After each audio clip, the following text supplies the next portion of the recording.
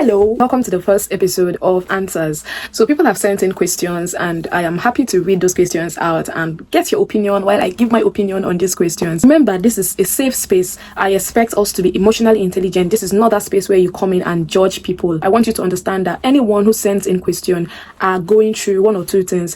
People who have it all sorted out or who have the answers wouldn't send in these questions. So don't send in your reply as though they should know what to do. So please be graceful with your replies. So I'm going to go into the first question that we have for today.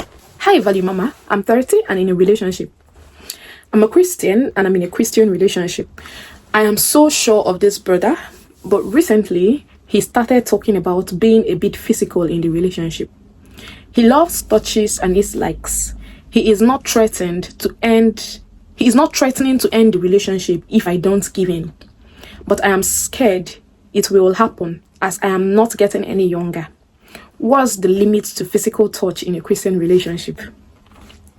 Thank you so much for bringing in this question. I am very happy that you made it very obvious that you're talking about a Christian relationship, because my opinion on this, a lot of persons might argue about it, but is very interesting that I'm talking to someone that I think is a Christian. So as a Christian, you first of all understand that the Bible is against anything premarital intimacy. So anything that would mean you both getting intimate before marriage, the Bible is against it.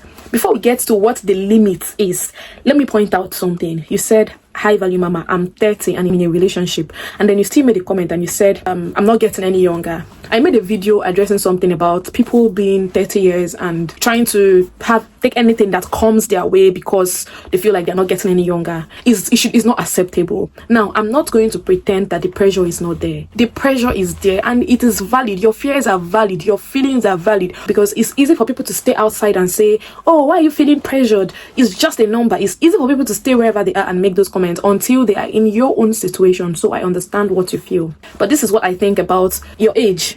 I think being 30 or being even above 30 and not yet married means you should be able to make better choices than people that are younger than you, because you're emotionally matured, physically matured, you're intellectually matured. It is assumed you are all of those. So being 30 or being older than that does not allow you to deserve crumbs in the name of relationships.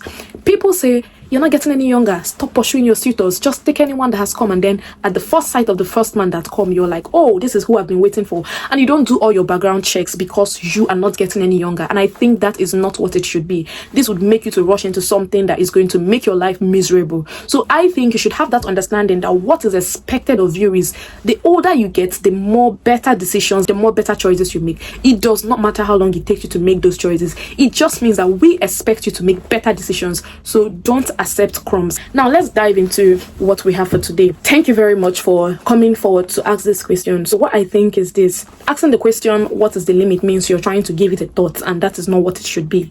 When you enter a relationship with somebody, the first thing should be telling the person your values and sharing your boundaries.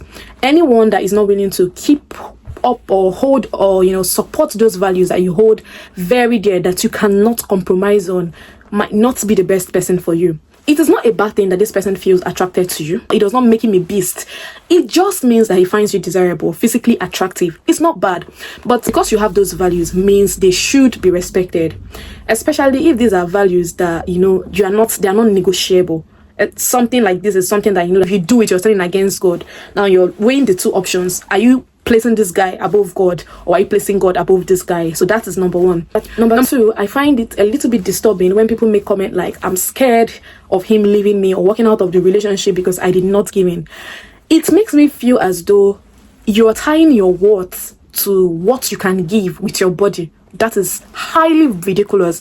Anyone that makes you feel that way, that the only reason why you are deserving of a relationship with them is because you can give their body, means they wouldn't place much value on you. Is physical intimacy important in a relationship? Absolutely yes.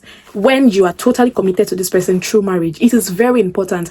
But at no point, not even in marriage, should people make your relationship with them only based off on physical intimacy. What's off when it is before marriage?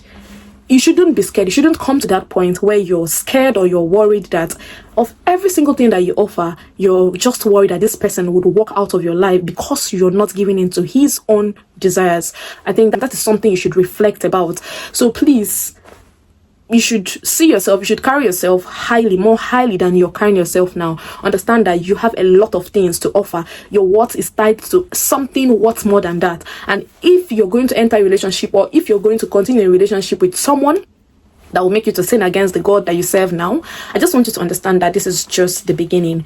You will be in positions where you would have to compromise even more often when you enter the relationship. So I think I'll leave you with this and still let you to make your decision. But for me, I would not give in, and if it's going to cause a trouble, I'm going to walk out of the relationship. So feel free to drop your comments in the comment section, and let's have a word of advice for this person in question. Thank you so much for watching.